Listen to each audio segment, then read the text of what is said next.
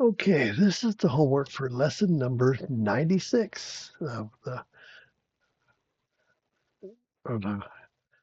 Arduino Uno Wi-Fi series that Paul has on YouTube. Over here, I don't know if you can see no, you can't. Okay, so if you look at line number 5, this is my display, and I'm using a different display than what Paul has because I can't see the one Paul has very well anyway. So what I did was I found another display. It's what's the name of it? It was, I can't think of the name of the darn thing. I could unplug it and look at it, but it's probably not worth it. Anyhow, it's a 2.43 inch display, and it seems to work on SPI. And I've not made it work on I squared I2C. So I've settled for SPI, which takes a few extra lines. You can look at my setup here. You can see I've got 5 lines here plus 2 power lines. They all go to the display here. I had to turn it up kind of off to the side for you guys to see it upright because of the way this camera works. I wish I knew more about that. Anyhow, here you've got the roll, the pitch, and the yaw. Last time I did it with text or labels, and I did that. So I thought, I saw Paul when he was demonstrating his on the class the other night for the what's that thing called? The Arduino Q.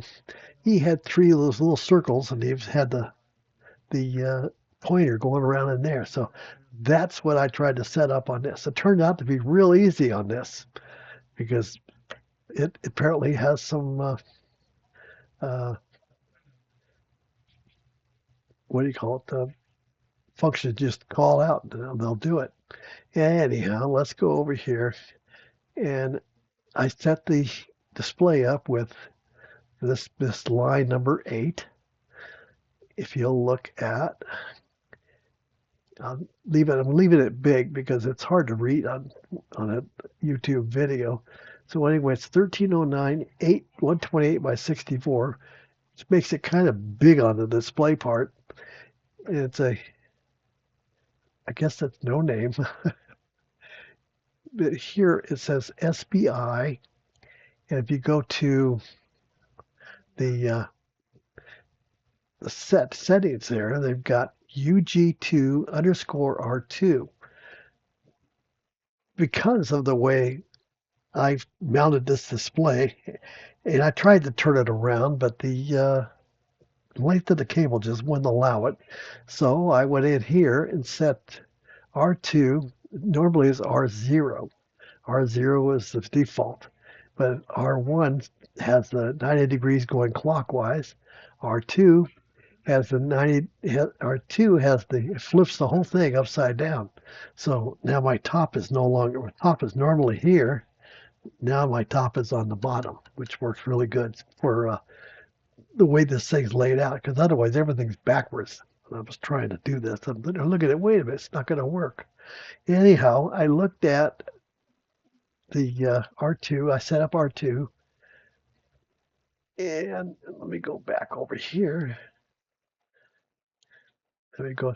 That's the main setup for the SBI. It's actually a 1309 of this display. They said that 1306 would work as well, but it did not. So I ended up using SPI in the 1309. Now, if I go down, this is all stuff we've seen before.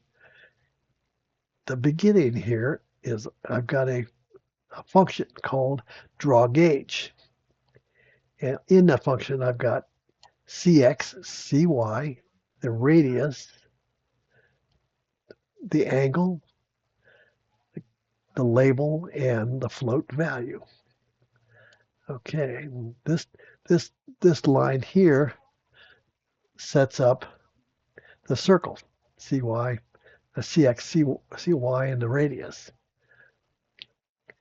You call it draw a circle.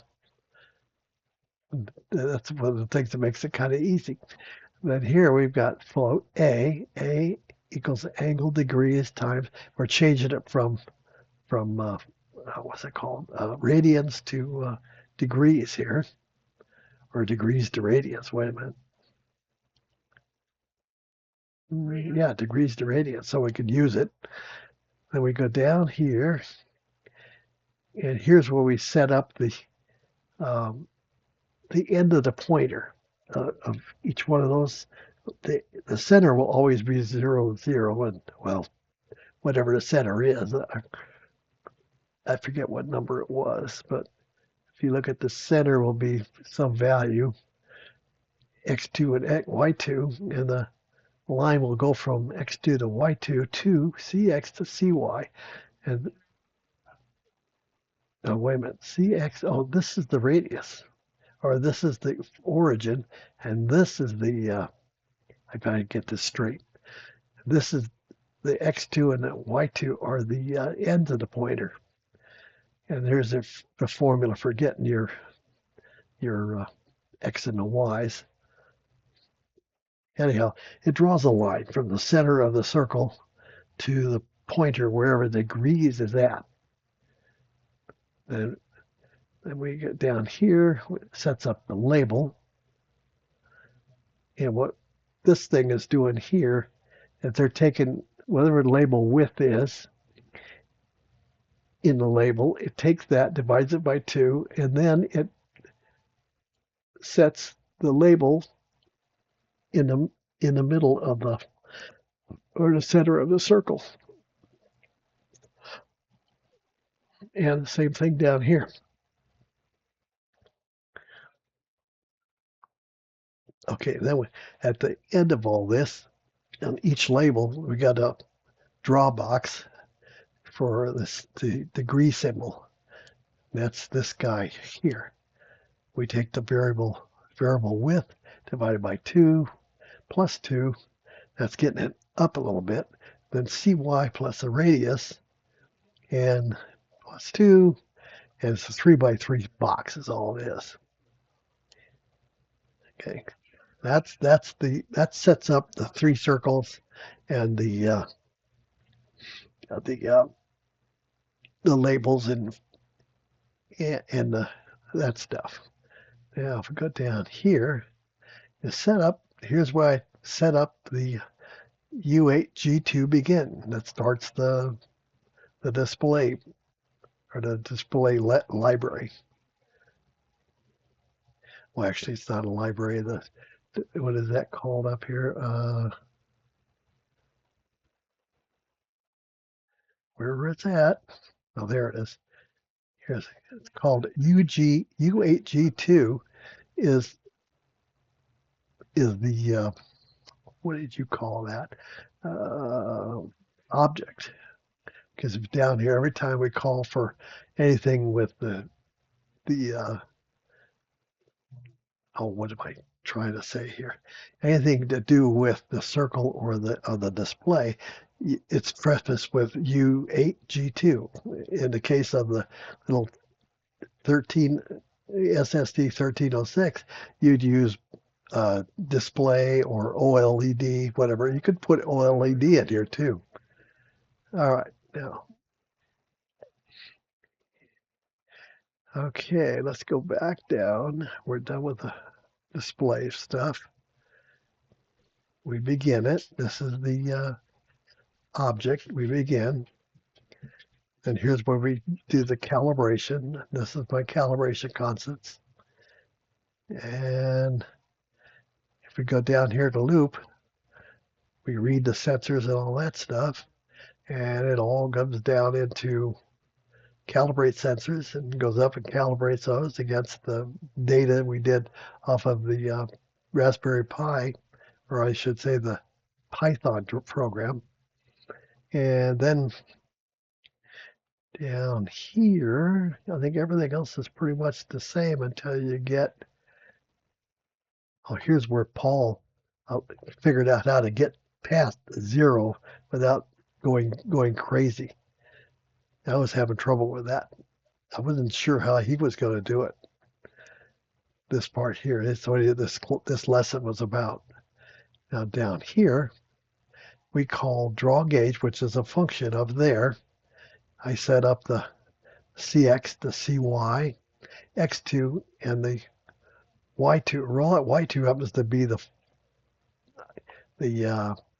end of the pointer, and then the label and the variable. Okay, then we have all three of them: the roll, the pitch, and the yaw. Then we send it the way you this this display. You have to say send the buffer instead of display or whatever, or show. This is the same thing as show or just OLED dot display, and then we delay at 80. Okay, from there, now if I go to, I've got it running without the computer. So let me go to, I'll put a pen pointing towards north. You see the pen here? That's pointing towards the north right now. Now I have to take the X on the little GY87 and aim it towards north. We should be, if I can get that in range here, I gotta go this way. If we should, we look at the yaw, it's pretty close to zero. It's like 4 degrees, 3 degrees. I use my phone to come up with that. Okay, that's pretty close. Anyhow, that indicates north. And then if I turn the X arrow towards west, is that right? Yeah, let me look.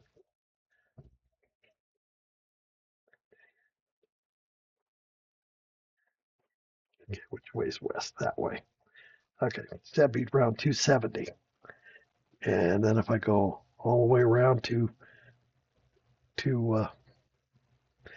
I'm trying to keep this in the window here.